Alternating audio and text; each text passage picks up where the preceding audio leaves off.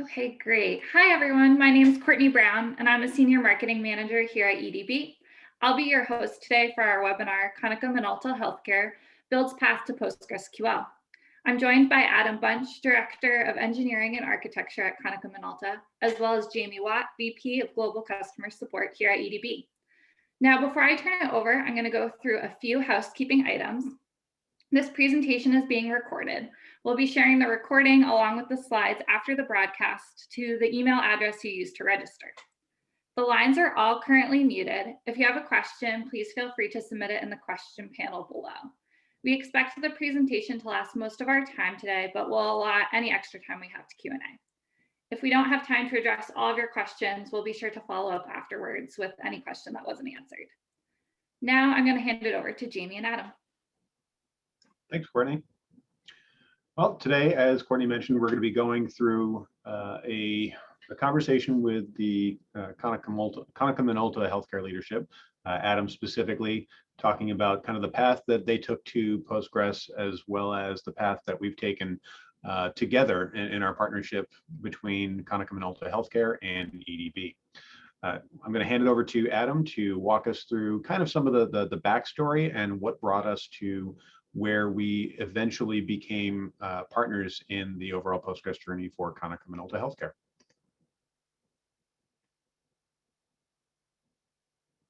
You're muted, Adam. You may want to unmute.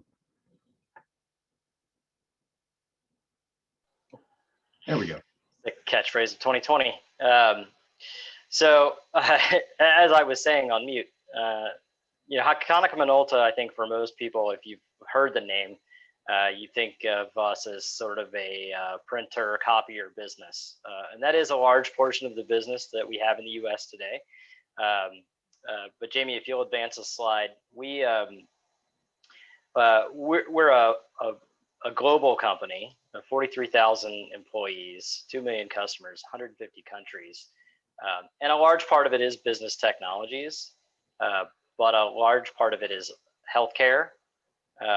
And the healthcare part of our business is growing rapidly. So if you look quickly at on the right side there, you'll see that we, from a medical perspective, we're in medical imaging, healthcare IT, optics. What's not on this slide, but we've recently acquired an AI company.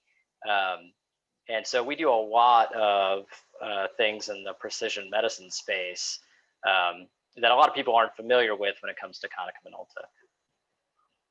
And the product that I work on is a PACS product.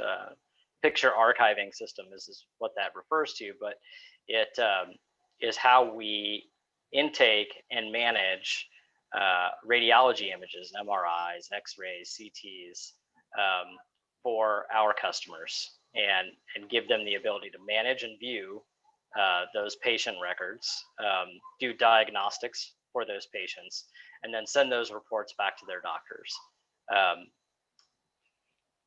Jamie, if you'll advance to the next slide for me real quick. So you kind of see quickly there on the screen a little bit about what our platform offers, but we're a single database solution, which is something that's kind of unique in our field.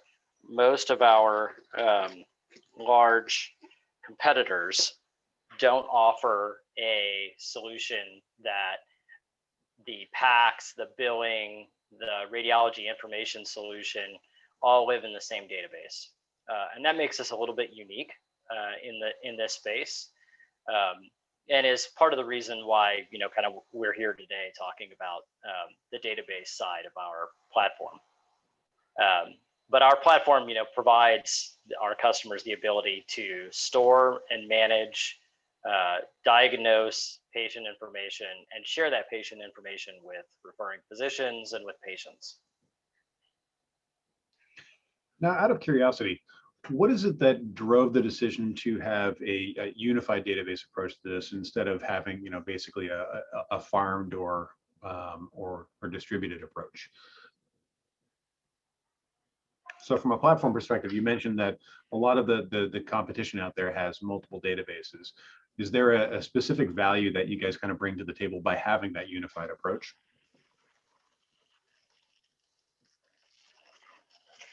Yep, we may have lost him.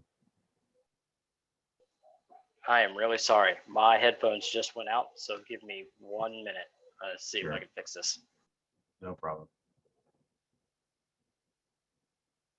So as we can see, obviously, there's a focus on driving things forward. And as Adam had mentioned, recent acquisitions even spread out into AI space. So it's a interesting and specific example of what we see in the healthcare space that allows. Can you guys hear me now?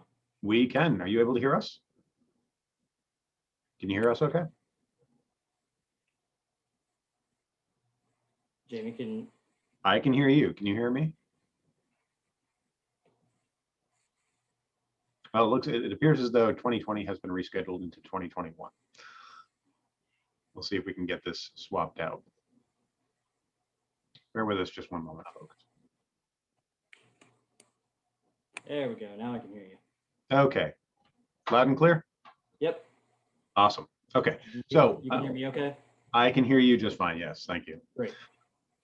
So the question that I'd asked prior to the brief little tangent we had was, you had mentioned in the space that this delivers, that oftentimes competitors are delivering across a multitude of databases rather than having one specific consolidated approach. What was the advantage that you guys saw or are currently seeing manifest by having one unified approach to this?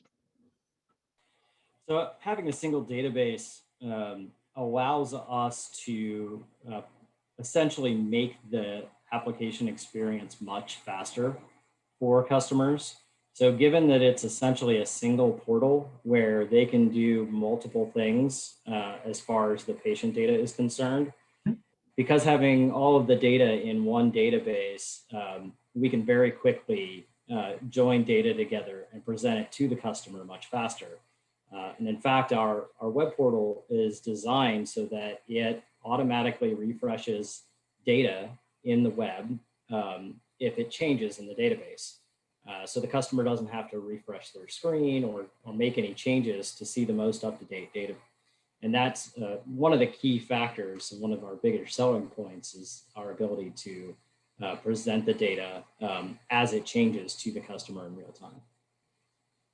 So I would imagine it increases the insight that they can get from reporting, as well as just simplifies and empowers an easier customer experience. Correct. I mean, a very simple explanation of this is a study that is being taken at an MRI machine. As it's coming in, the system will show you that the study is incoming. When the study is complete, the system will show you that the study is complete. All of this happens without the customer having to change screens or refresh anything because the database is telling the front end, I've got new data and representing it. Great. Now, you mentioned that was the impetus of, or one of the driving differentiators for the platform as it was being developed and released. What was it that led you guys to making the determination that Postgres was going to be that one database? So our previous platform was Microsoft SQL. In fact, our legacy application that we still support today is running on Microsoft SQL. And we had kind of two problems with that. As we started to refactor our application to the new platform we're on today, we had a lot of customers that struggled with growth of their data and having to pay exorbitant Microsoft licenses, especially after Microsoft changed their licensing model to per virtual CPU or per large processor, and the cost of that became much more significant when you're talking about running a database that is doing a lot of different things as opposed to our previous product. And so we started looking across the ecosystem to see what would make sense. and started testing Postgres, I found that not only did it perform better when we put all of this data into a single database, but now we no longer have to, have a Microsoft SQL license that the customer has to own and maintain and hope they don't outgrow. And that became a major selling point for our customer base as well, not having to secure a SQL license, because clearly we're not in a reselling SQL license mode. Not something we really intend to do for our customers. So that burden was put on the customers, and that was a big issue for a lot of them. So this relieves that for them and gives us the ability to scale better than we used to. Now, what sort of relationship did the customer have with the database itself? And I guess, did that change over time leading up to when you guys got involved with EDB for the partnership? So were there any database requirements that the customer had in terms of skill set? Was it dependent upon on Konica Minolta? What did that look like beforehand? Yeah, when our legacy platform was more prevalent, the onus was essentially on the customer to own and manage the backend, right? Every customer had a SQL database somewhere. They were having to back up that database, maintain that database. They essentially had to have somebody on staff somewhere or a third party on contract to manage Microsoft SQL for them. And this was, obviously a costly endeavor for most clients, or they didn't do it and eventually ate the cost of it, right? And so moving to Postgres for us meant that we, as a company, made a decision that knowing most places are not going to have a Postgres DBA on staff or have the ability to contract one, that we would take on the ownership of Postgres and the maintenance of Postgres ourselves. So we relieved those IT departments of that burden and made this more of a service offering, right? Not only are we selling them the software, but we're selling them the maintenance of the application end to end. So any problems that the customer has with the application, we're taking care of it all the way down to the database layer. On top of that, our goal was to maintain the database for the customer so that all that maintenance that's supposed to happen is happening, and the backups are happening as they're supposed to happen without the client's involvement or knowledge. So it was a true product as a service, basically, or platform as a service in that sense. Correct. So that kind of takes us forward into the why as well as the what, which preface the relationship that we, of course, have gotten into over the last several years. What is it that brought Konica Minolta overall to EDB? Yeah, so, for us initially, this was a huge win for our companies, but it became a burden for Konica Minolta, right? We, were a Microsoft shop before the transition to this new architecture, and we did not staff up, Postgres guys or Linux guys, anything of that nature. We didn't staff for, right? So it really fell to our R&D team to handle any issues with our backend. Any of the customers that had issues at a database layer, we essentially passed to our R&D team, who was already, underwater working on other things. And when I came on board, I started to realize we, not only are we gaining more customers every day, but the complexity of our customers is also growing. And so those issues are going to just get more and more complex. And it couldn't just be our R&D team that was responsible for taking care of the maintenance of our customers' databases.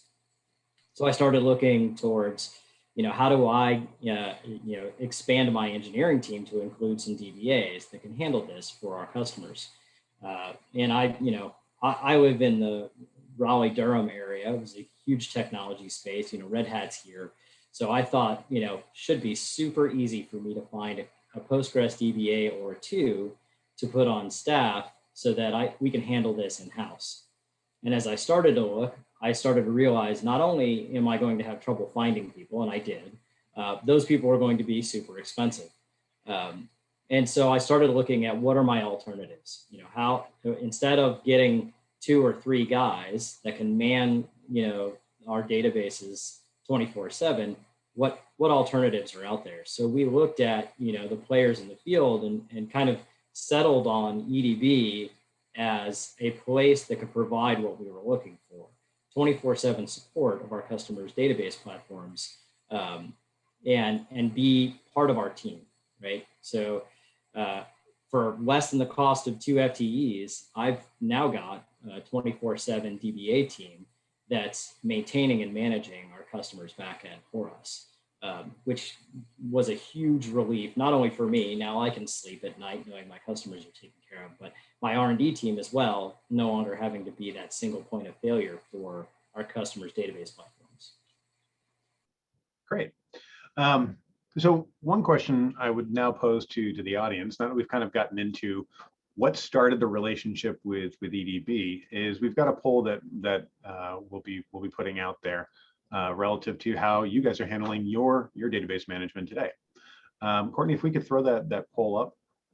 Yeah, of course. Here we go. Yep. We have a few different options. We're going to give a moment for everyone to select.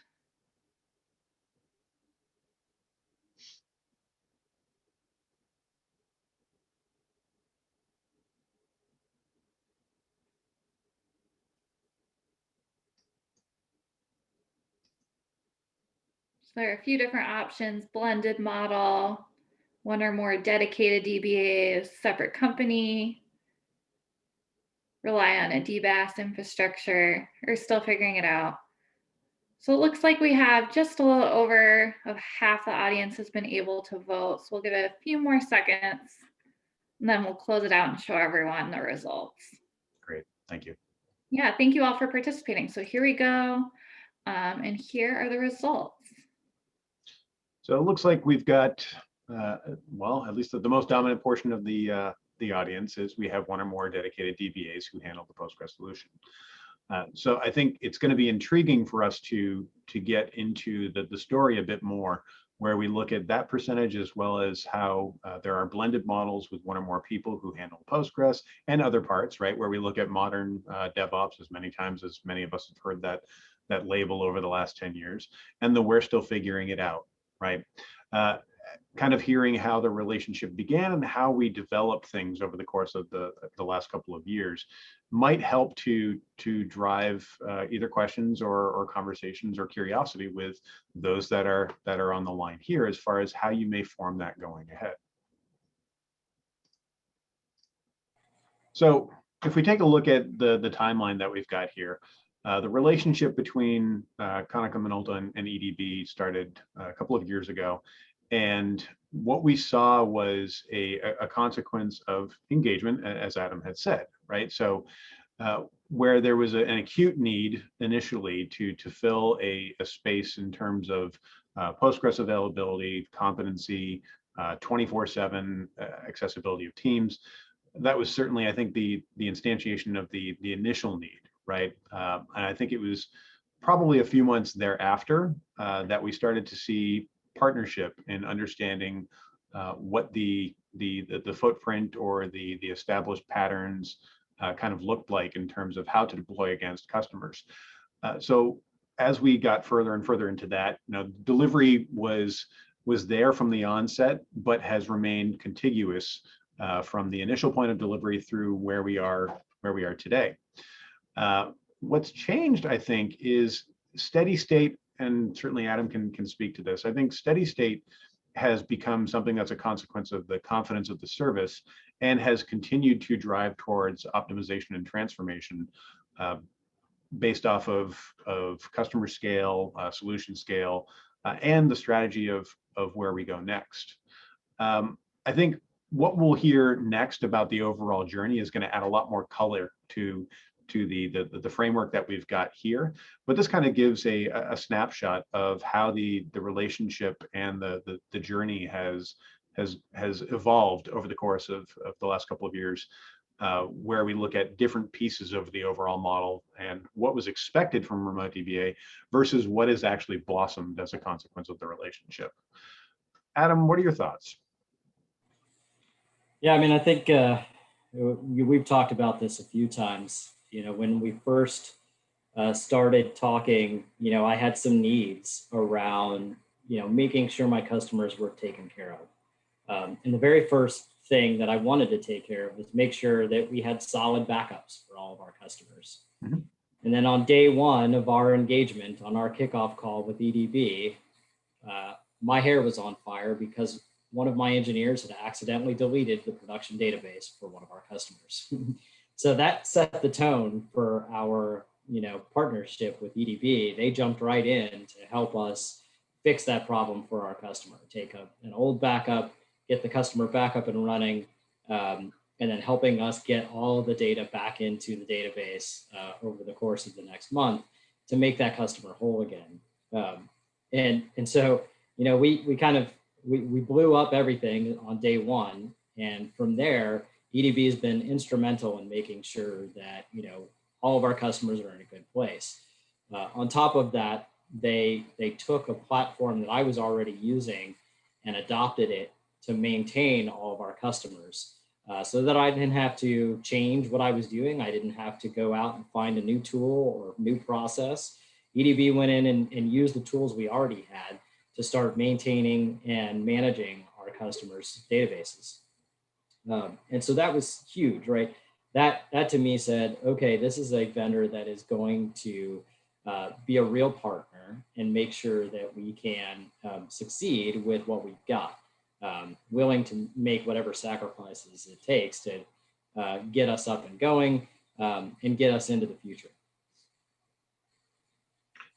Maybe now we can take time to talk a little bit more about what that future and that transformation has looked like if we jump into the journey or the case study that we wanted to get into. So I'll turn it over to you, Adam, to give a lot more color to that. Yeah, so we spent a lot of time with EDB getting right. We had a lot of technical debt we had to clean up, and as a consequence of that, we started to see this as a selling point for our sales team.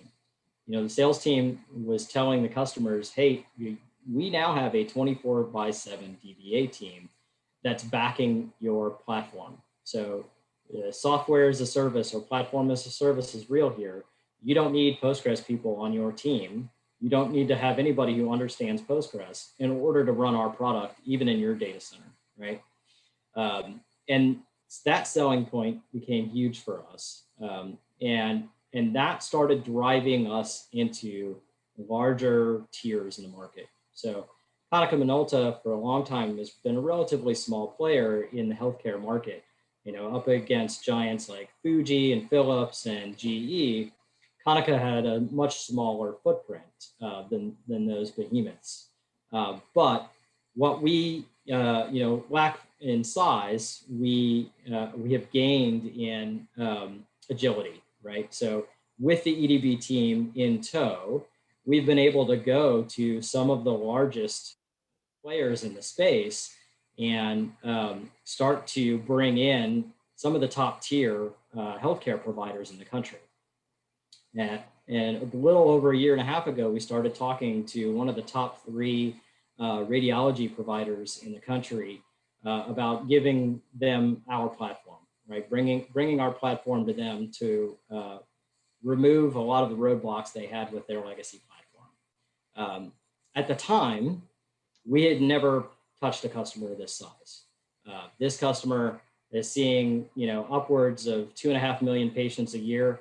And the largest customer we had at that time was seeing about 200,000 patients a year. So, a factor of 10 times larger than our largest client.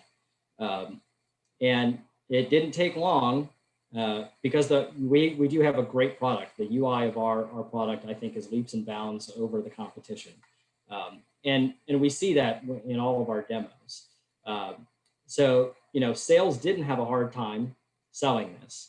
Once the client saw what they could do with our platform, they were super excited.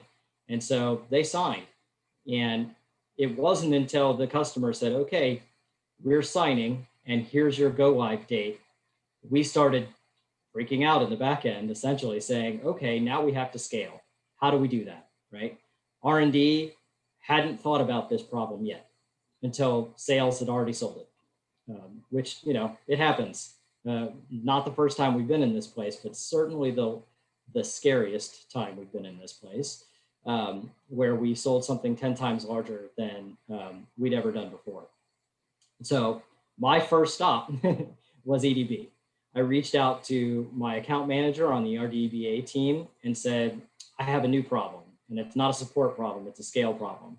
We're taking on a very large customer, and we now need to scale our database in a way that we've never done it before, and we need your help.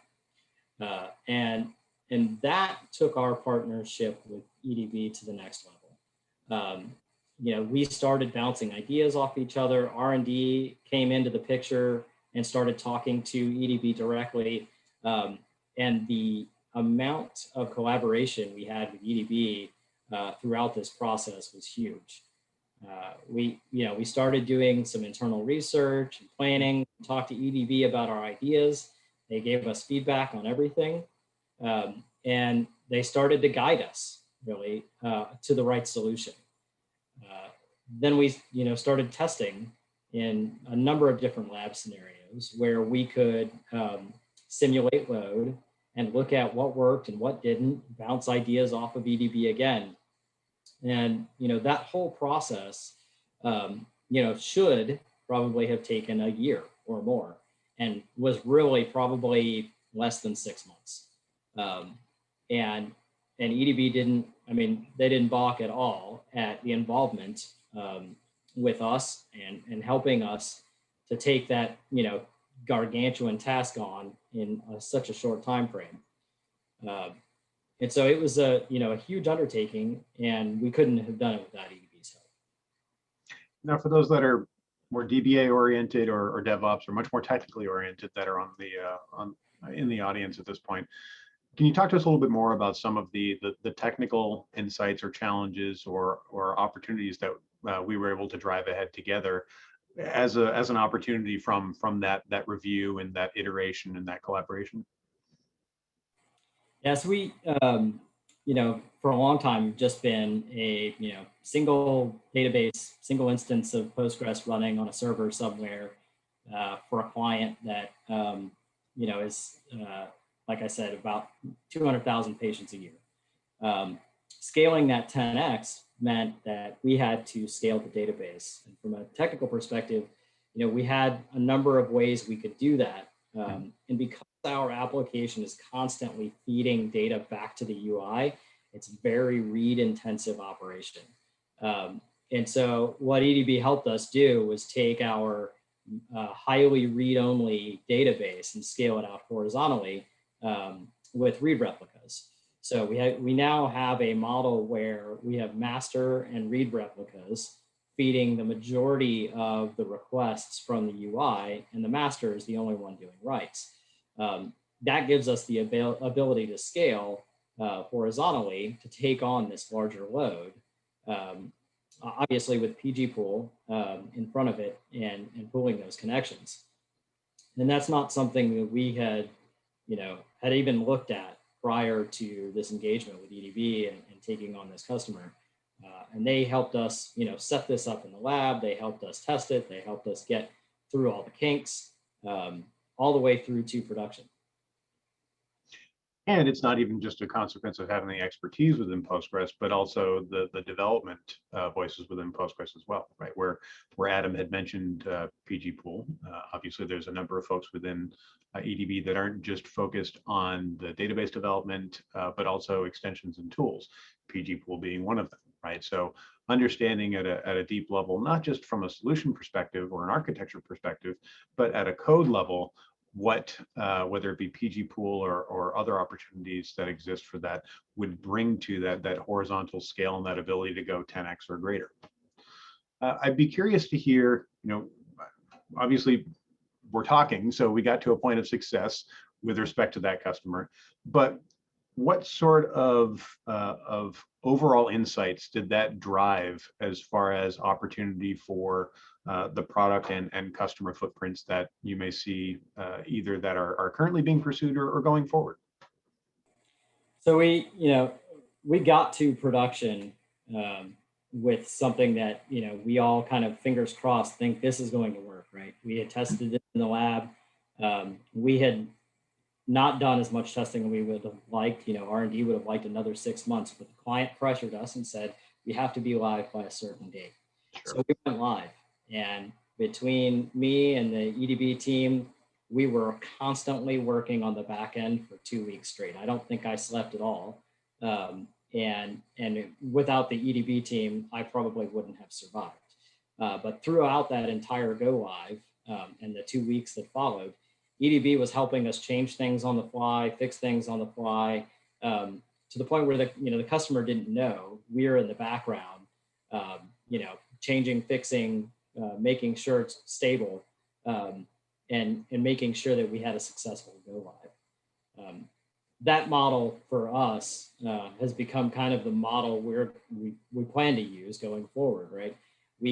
Now that we have proven that our platform works at this scale, we've now approached a multitude of other customers in this tier of healthcare and have acquired 2 more customers of this size since then.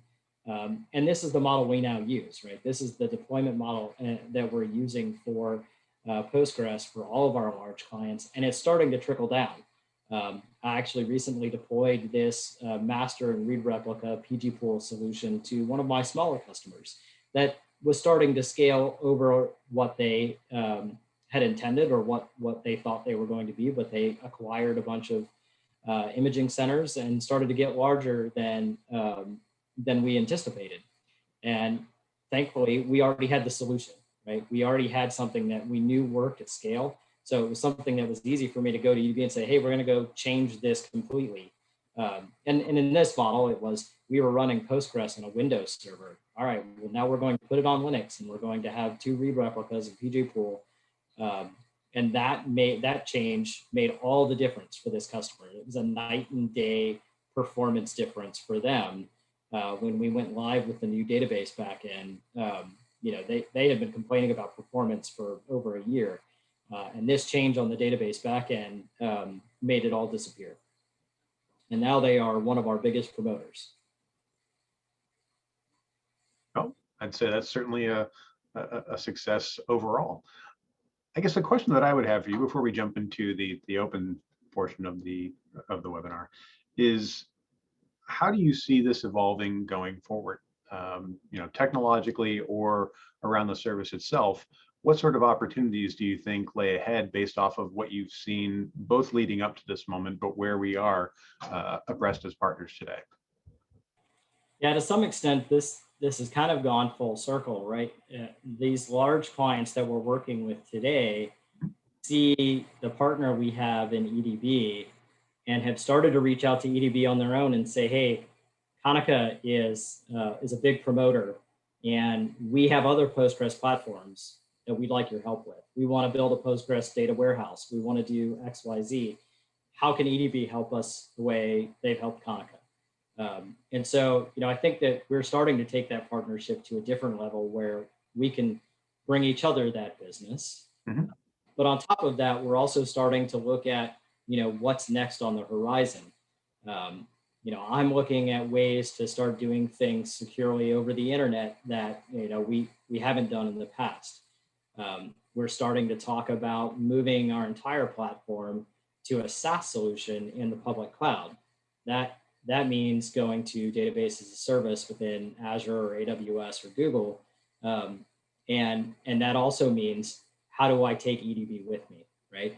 How does EDB not only help me in that space, but I know that they're going to help me figure it out, how to put customers in that space and effectively manage them. We've actually already started to play a little bit in GCP as far as database as a service, and we've seen a lot of the pitfalls there.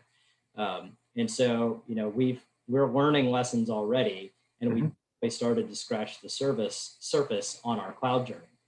And then that cloud journey is going to take us a while, right? We really want to build a SaaS platform, but we want to do it right, and we want to make sure that our customers are well taken care of in that SaaS platform. So it's we couldn't have a better partner helping us with that piece of the journey. And I think that's a great point, right? Where we see customers that come to us, particularly where they've already begun at least the first several steps, or perhaps they're a kilometer or two into their overall journey to cloud. There are oftentimes scenarios where we have to take a step back and look at their solution and say, is this really the right fit for you? Whether it's a consequence of scale or a matter of flexibility and use. And as you had mentioned, there's an opportunity there to create a agile ability to scale when you're in an as a service environment. The question is, do you go to something that is more database as a service, or do you go to IaaS, or infrastructure as a service, right? Because one of the advantages that you have in the latter is that you have the actual access to the database itself, the code, obviously applying specific patches or applying scale factors that could be architected for PG pool or any other piece of the solution. Whereas with database as a service, whether you're looking at GCP or otherwise, you're locked into what their design is, right? Rather than having control of your destiny. So I think there are balances that people have. Some people are perfectly willing to design their own products and their applications around those benefits and those deficits that you may see in either of those scenarios. But it ultimately, EDB provides a comprehensive capability around either of those journeys. And I think, I can certainly speak for the team where I say that we're truly excited to see where we go with this partnership as we go ahead into cloud or into other potential modernizations that are going to happen on the horizon. Okay. Yeah, I think that's a really good point. We our foray into GCP taught us that GCP's platform just wasn't going to work for us without a complete rework of the way our database and our application interacted. And so we went back to IaaS inside of GCP for the couple of customers that are there. I expect that that's going to change, especially with the DBaaS platforms that AWS and Azure are providing today. You have a little bit more flexibility. But when you talk about digital transformation, you have to be able to ensure that you either transform your app to work with their model, or you can play in the IaaS space. But like you said, in both cases, EDB has been instrumental in helping us get there. Awesome. Well, I wanted to thank you, obviously, for the time that we've had to this point. Anything else that you wanted to mention before we jump into questions? No, I don't think I have anything else. I think that, the one thing I would say is that EDB has proven to be, probably the best partner I have worked with in my career, and especially since I joined Konica Minolta. We would not be where we are today without EDB's help and without the RDBA team, right? The RDBA team, to me, is just another team within Konica. We refer to them as the DBA team, as our internal DBA team. Everybody talks about them as if they're just one of the teams inside of engineering, and that's how we operate, and that's how they operate with us. So it's the partnership couldn't be better at this point than it is. And it goes without saying, but I'm going to say it anyway, that I am certainly excited and very appreciative of the fact that I had the opportunity to lead these teams as part of the overall support services that we offer at EDB. So that it's both the portfolio as well as the people, and more so the people that help to drive what it is that we deliver as an experience to our customers, whether we're looking at the technical lead or the leadership of the remote DBA teams. or the teams that are there keeping things up and running smoothly 24/7. It is truly a product that is comprised of passionate people. Well, thank you. All right, if we can jump into questions now, see what we've got out there. I know that I do believe that we've got one from Vishal. One of the questions that was posed early on is, are the pictures stored as blob data in the database, or are they referencing content that's actually on a file system somewhere else? Yeah, we actually store the files on the file system compressed and encrypted, and the database has pointers to those files. What that does is makes it much easier for us to manage the data itself, and takes that growth of the database out of the picture, right? Where we can easily manipulate the database and move files on the file system or to another file system without having to make massive changes to the data. Great. And Courtney, do we have any other questions out there? Let's see. We have one other one that came through. It says, what are your thoughts on containers for scaling deployments? That's a great question. Certainly, Adam, I'd love to hear your impression on that. Yeah, I mean, I would containerize everything if I could. We are starting to look at that. I have actually not had that conversation with EDB yet as far as containerization of Postgres.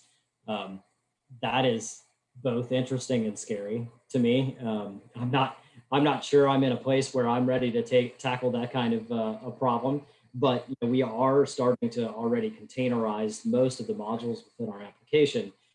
So it kind of goes without saying that this is something we will be looking at, very shortly. And EDB has actually been driving ahead on what we call the Cloud Native Postgres operator, which has had several iterations up till now, and actually had a more formative release in the last couple of weeks, which helps to drive that, where we're looking at environments that are dependent on or exploring dependencies and scalability into Kubernetes. Obviously, that allows for a different level of abstraction that could persist across different cloud providers on-prem.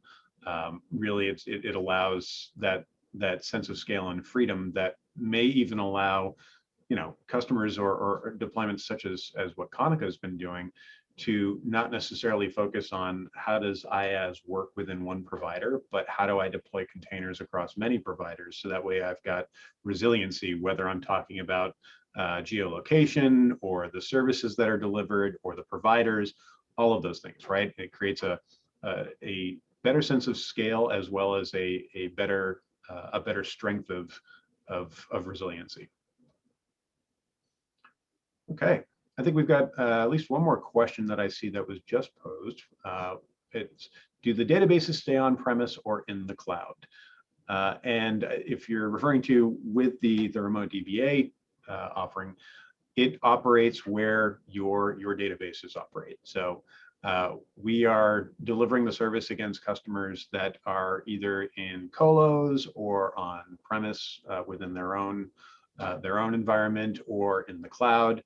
And it's, as far as what those environments look like, as Adam had mentioned, there are Windows environments, there are Linux environments, there are virtualized, bare metal, and container as well. So it is fairly potable in terms of the breadth of environments in which we can deliver the experience and the overall service that people have come to expect from EDB.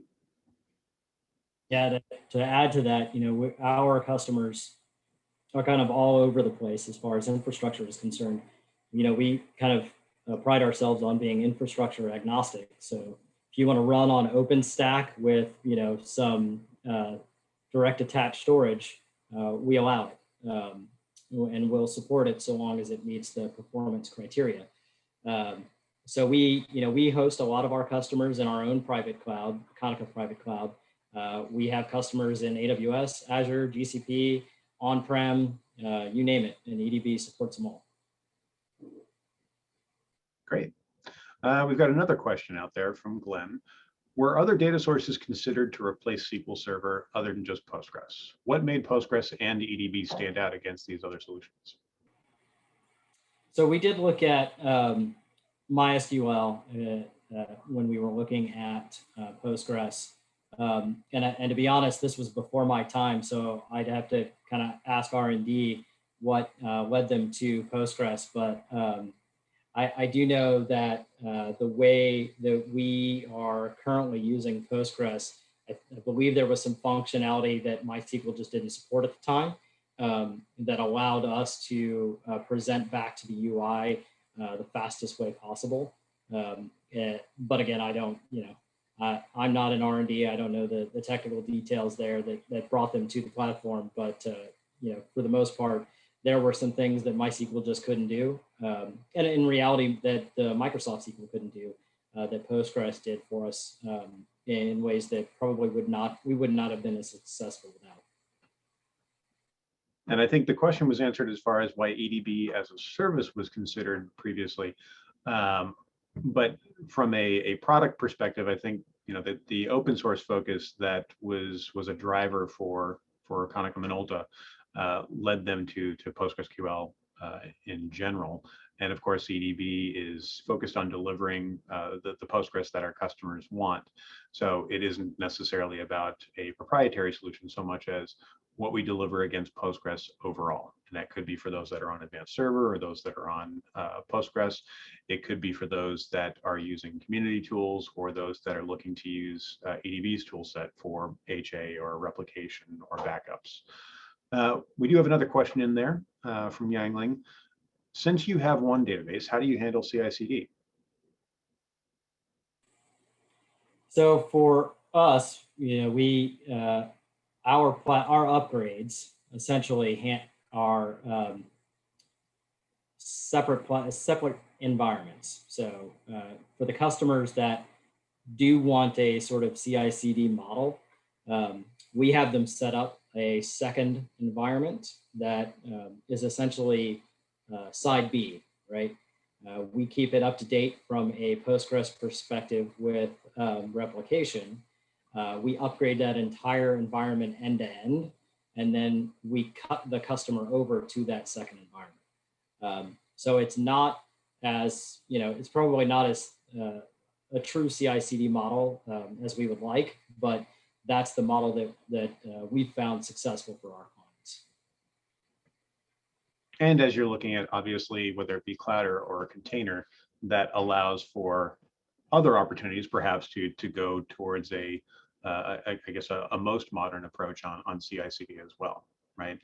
I think particularly in the environment and the industry that Adam and the Konica Minolta team are delivering, availability, dependability, resilience are all key, on top of course, scaling to greater and greater customer sizes and needs. So yeah, uptime has to be our number one concern. Patients have to get seen, diagnostics have to be done, right? In a lot of cases, we're talking about hospitals where they need to turn around the diagnostic on something because somebody's in the ER. And that means we have to be way more careful with what we're doing in our environments and how we do it than you might be with something like a Facebook or another, like a social media platform, right? We have to make sure that patient care is our number one concern. great, thank you. I Okay. think go ahead, Courtney.